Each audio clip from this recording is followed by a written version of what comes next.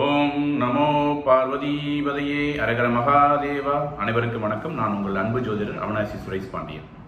நீ நான் பார்க்க போகிற தலைப்பு சரியான திருமண பொருத்தம்.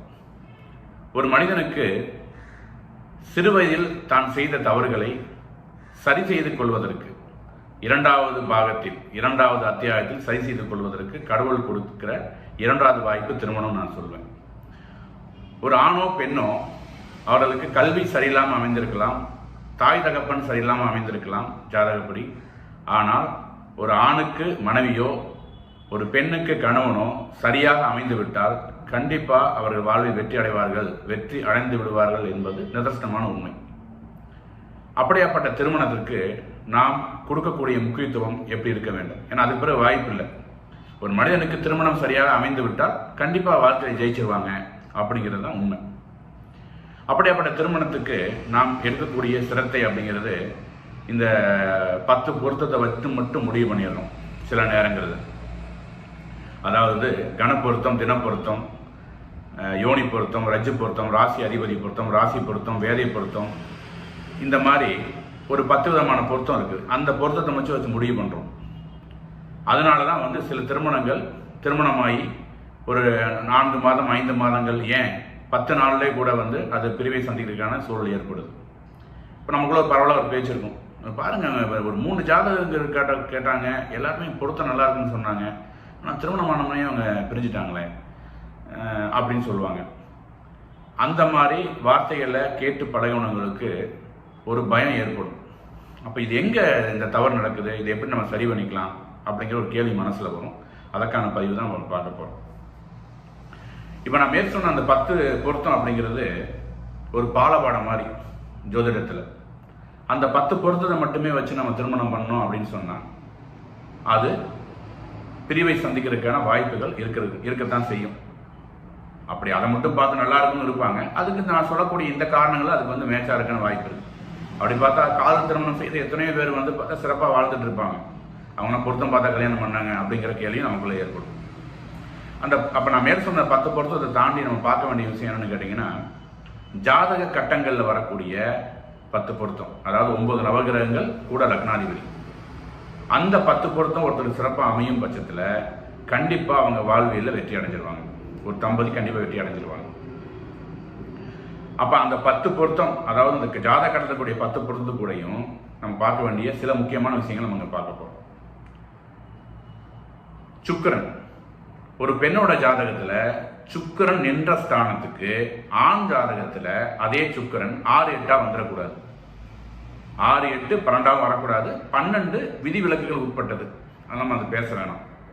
6-8 வந்துடக்கூடாது. அதே மாதிரி செவ்வாயும் ஒரு பெண்ணோட ஜாதகத்துல எங்க செவ்வாய் இருக்குதோ அந்த ஸ்தானத்துக்கு ஆணோட ஜாதகத்துல 6-8 வராமல் இருக்கிறது ரொம்ப சிறப்பு. அதே மாதிரி தனகாரகன், குழந்தை பாக்கியத்தை கொடுக்கக்கூடிய குரு பகவானும் பார்த்தீங்கன்னா அந்த மாதிரி 6-8 இல்லாமல் இருந்தால் இன்னும் மிகச்சிறப்பு.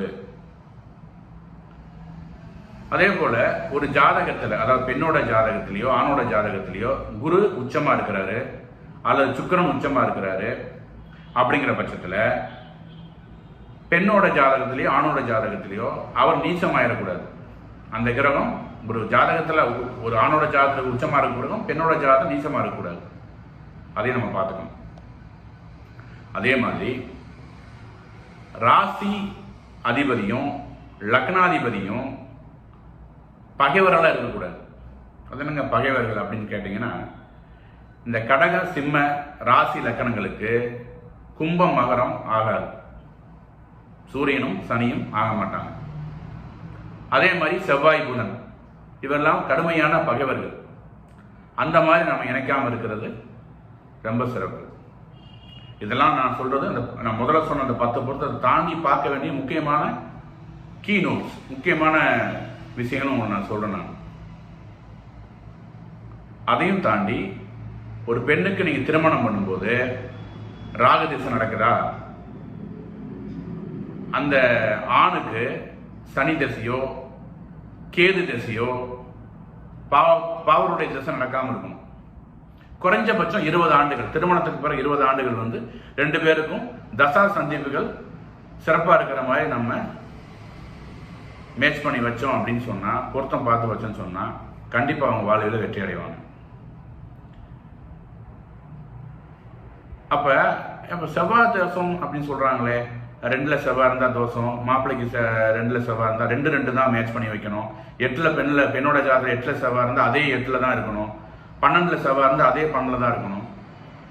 இங்கே 2 இருக்கிற செவ்வாய் வந்து பலம் குறைவாகவும் 12 இருக்கிற செவ்வாய் வந்து பலமாகவும் அப்படிலாம் கிடையாது. செவ்வாய்ன்னு இருந்தால் அது தோஷம்தான். ஆனால் நிறையா ஜாதகங்களில் அந்த செவ்வாய் வந்து பரிகார செவ்வாயாக மாறி இருப்பார். எப்படின்னு கேட்டிங்கன்னா, செவ்வாய் மேசத்திலேயோ அல்லது விருச்சிகத்திலேயோ அல்லது மகரத்திலேயோ ஒரு பெண்ணோட ஜாதகத்தை ஆணோட ஜாதகத்தில் இருந்தால் அவர் வந்து வலிமையாக இருக்கிறாரு, நல்லவராக மாறிட்டார். அங்கே தோஷம் வந்து ஆக்டிவேட் ஆகாது. அதே மாதிரி செவ்வாய் திசை முடிஞ்சிருச்சு அப்படிங்கிற பட்சத்துலையும் அது ஆக்டிவேட் ஆகாது. அப்போ நம்ம என்ன பண்ணுறோம், இந்த விஷயங்கள்லாம் கணக்கில் எடுக்காமல் ஜாதகத்தை எடுத்தோடனே சும்மா கவுண்ட் பண்ணி பார்த்துட்டு இவர் 8ல் செவ்வாய் இருக்குது, 12ல் செவ்வாய் இருக்குது அப்படின்னு சொல்லி நம்ம என்ன பண்ணுறோம், நம்ம இதை வந்து அவாய்ட் பண்ணுறோம். அப்படி பண்ணக்கூடாது. ஸோ ஒருத்தருடைய செவ்வாய் தோஷம் உண்மையிலேயே அவருக்கு ஆக்டிவேட் ஆகிருக்கான்னு பார்த்து தான் நீங்கள் பண்ணணும். அப்போ பரிகாரமான ஒரு ஜாதகருக்கு அதே பரிகாரமான ஒரு ஜாதகத்தை இணைச்சி வைக்கலாம். அல்லது ஜாதகமே சுத்த ஜாதகமாக இருக்குது, இது பரிகாரம் ஆயிடுச்சு, இவர் வந்து வேலை செய்ய மாட்டார், இவர்னால் எந்த கெடுதலும் இல்லைங்கிற பட்சத்தில் அதையும் நம்ம இணைச்சி வைக்கலாம். அப்போ ஒரு ஜாதகத்தை நம்ம பொருத்தம் பார்க்குறதுக்கு குறைஞ்சபட்சம் ஒரு 20 நிமிடமாவது எடுத்து அதை முறைப்படி பார்த்து பண்ணனா மட்டும்தான் அது சிறப்பாக இருக்குங்கிறது என்னுடைய தாழ்மையான கருத்து. ஏன்னா நம்ம முன்னாடி சொன்னது மாதிரி இது 2 ஒரு ஆணும் பெண்ணும் இணையிற அளவு கிடையாது, 2 குடும்பம் இணையுது, 2 சமுதாயம் இணையுது.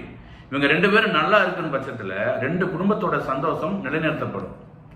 அவர்கள் பிரியும் சமயத்தில் தேவையற்ற வன்முறைகள், தேவையற்ற பிரச்சனைகளுக்குள்ள 2 பேருமே சிக்கி வாழ்வையிலோட அடுத்த கட்டத்தை நோக்கி பயணப்படுறது தடை செய்யப்பட்டது. அதனால நீங்கள் இனி வரும் நாட்களில் ஒரு பொருத்தம்னு பார்க்கும்போது அதை ரொம்ப தெளிவாக பார்த்து 2 மடங்களை இணைச்சு வைங்க. அவங்க வாழ்வியலில் வெற்றி பெறுறதுக்கு அது ஏதுவாக இருக்கும் என்று சொல்லி மீண்டும் ஒரு நல்ல தலைப்பில் உங்களை சந்திக்கும் வரை உங்களிடம் விடைபெற்றுக் கொள்வது உங்கள் அன்பு ஜோதிடர் அவினாசி சுரேஷ் பாண்டியன். வாழ்க வளமுடன்.